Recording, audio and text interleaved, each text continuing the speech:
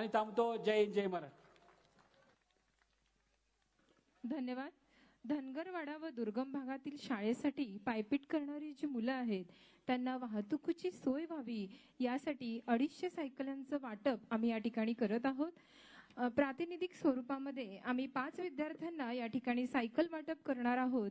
5 विद्यार्थ्यांनी कृपया या ठिकाणी यायचं आहे. मी नावं वाचते. धोंडीबा नामदेव लांबोर, कळसगादे. वैशाली विजू गावडे, बिदरवाडा. सुप्रिया श्याम पाटील, कांजिर्णे. सविता कोकरे, कलिवडे. वेदांत एडगे, म्हाळुंगे. या विद्यार्थ्यांनी कृपया व्यासपीठासमोर यायचंय.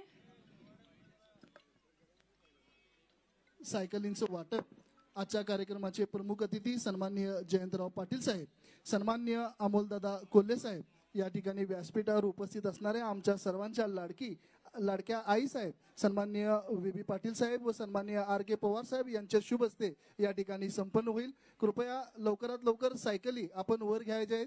ते 5 विद्यार्थी या ठिकाणी वर येतील.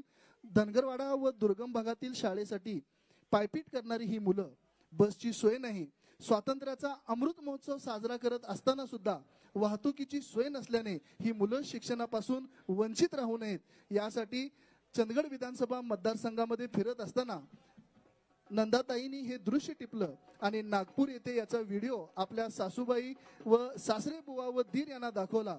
त्यांनी म्हटलं की क्रांतिकारी सुरुवात ही आपल्या घरापासूनच करावी लागते आणि त्यांनी तब्बल 250 सायकलींची व्यवस्था या ठिकाणी केलेली आहे. मी सन्माननीय अमोलदादा कोल्हे साहेब, सन्माननीय जयंतराव पाटील साहेब, नंदाताई व आई साहेब, सन्माननीय RK पवार साहेब व व्ही पाटील साहेब यांना विनंती करतोय की या सायकल वाटपच्या फोटोसाठी आपण व्यासपीठाच्या समोर यायचं आहे.